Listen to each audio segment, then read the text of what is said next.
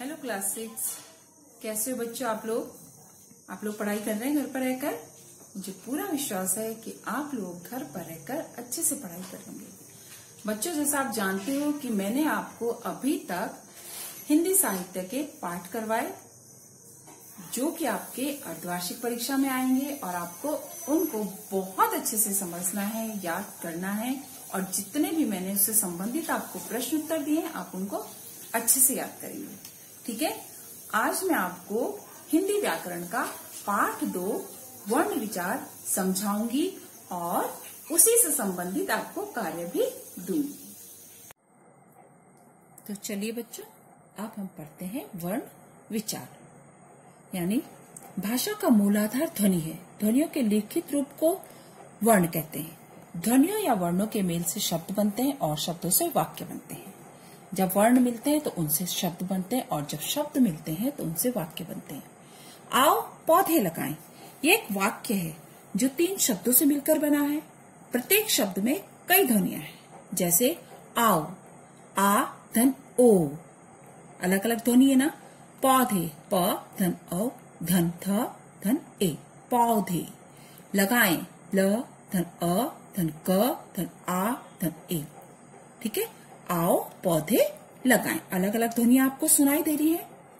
तो इन ध्वनियों के और खंड नहीं किए जा सकते। इन ध्वनियों के हम और खंड नहीं कर सकते। इस प्रकार वर्ण भाषा की सबसे छोटी इकाई होती है। वर्ण क्या है? भाषा की सबसे छोटी इकाई है।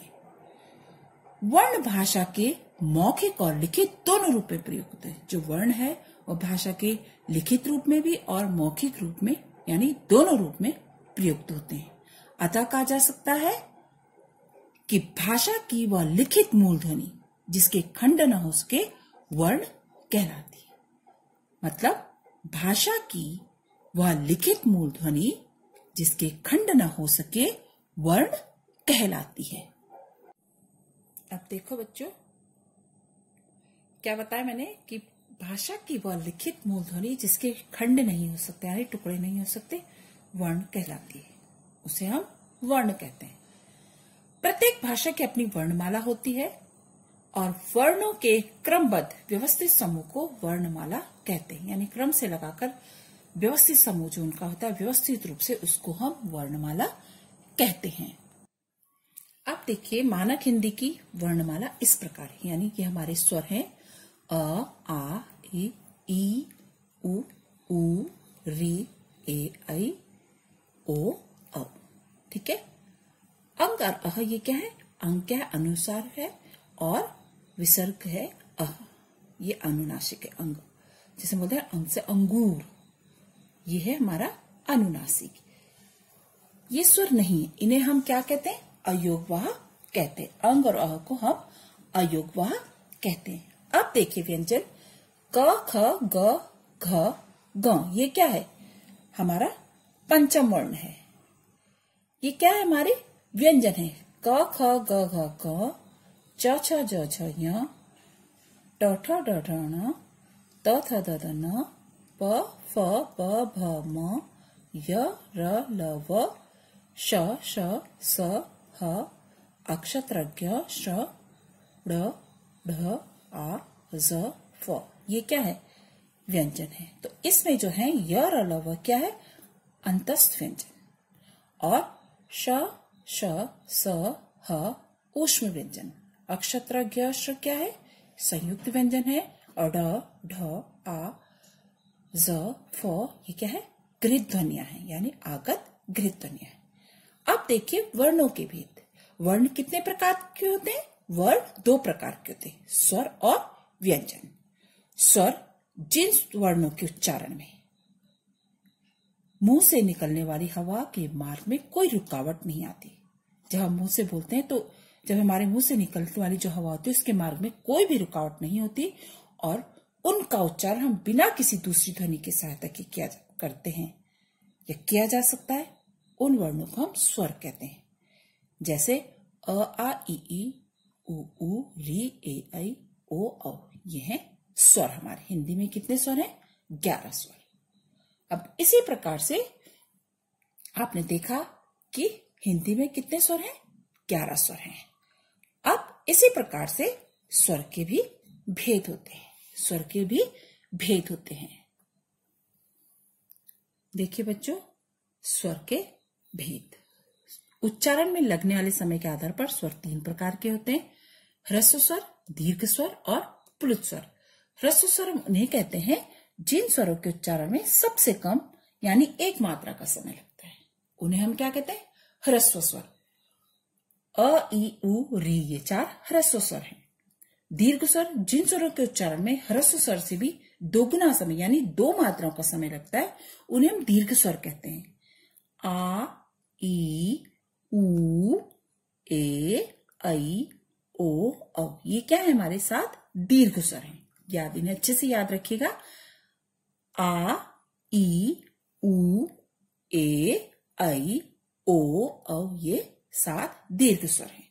प्लुत स्वर यानी जिन स्वरों के उच्चारण में 2 मात्रा से अधिक का समय लगता है, उन्हें हम प्लुत स्वर कहते हैं। सामान्यतः इनका प्रयोग नहीं होता है, सामान्यतः इनका प्रयोग नहीं किया जाता है, किंतु दूर से पुकारने और गाने में इनका प्रयोग होता है। जैसे ओम कहते हैं ना, तो इन स्वर, इसको हम प्लुत स्वर कहते हैं। यानी जैसे हरि, आ, लग जा, गले आदि। संस्कृत में इन स्वरों के आगे 3 लिखने की परंपरा है, लेकिन हिंदी में इनके आगे 2-3 लिखने की परंपरा भी चल पड़ी। ठीक है, अब देखिए स्वरों की मात्राएं, यानी व्यंजनों के साथ जब स्वरों को मिलाकर लिखा जाता है तो स्वर अपने मूल रूप को छोड़ देते हैं और अपने विशेष चिन्हों के रूप में उनके साथ जुड़ जाते हैं।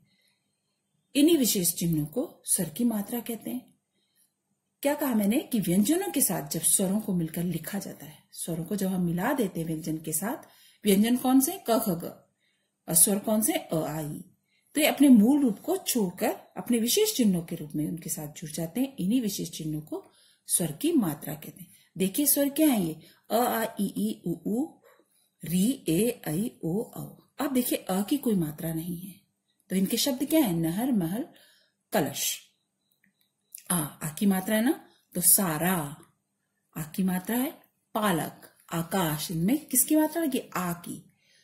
ये दिखा ई, छोटी की मात्रा, जैसे किताब, मिलन, सितार। बड़ी की मात्रा, इसकी मात्रा है बड़ी ई है ना ये, तो इसकी मात्रा है दीपक, महीना, दीवार। ये क्या बन गए? से बड़ी की मात्रा लगा के क्या बन गए? ये शब्द बन गए दीपक, महीना, दीवार। वैसे छोटों की मात्रा, इसकी भी मात्रा है गुलाब, सुबह, कुर्ता। इन सब में किसकी मात्रा लगी है? छोटों की मात्रा, तो अलग से शब्द बन गए। बड़े की मात्रा से मूल, कपूर, गुदा। री, कृपा, वृक्ष, कृषक। एक की मात्रा सेना, सवेरा, करेला। इन पे किसकी मात्रा लग गई? एक की। आई की मात्रा सैनिक, पैसा, तैराक।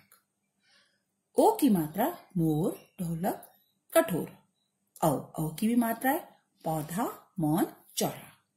ठीक है बच्चों, मैं इसी पाठ से यानी इतने से संबंधित मैं आपको प्रश्न उत्तर दूंगी। आपको व्याकरण की अलग कॉपी बनानी है और आपको अपना कार्य उसमें ढंग से करना है। ध्यान से अपना कार्य कीजिएगा। साहित्य की कॉपी में इस कार्य को नहीं करना है। एक बार फिर से ढंग से याद कीजिए कि साहित्य की कॉपी में इसको नहीं करना है, आपको हिंदी व्याकरण की दूसरी कॉपी बनानी है। ठीक है बच्चों, ध्यान से पढ़ाई करना। थैंक यू बच्चों।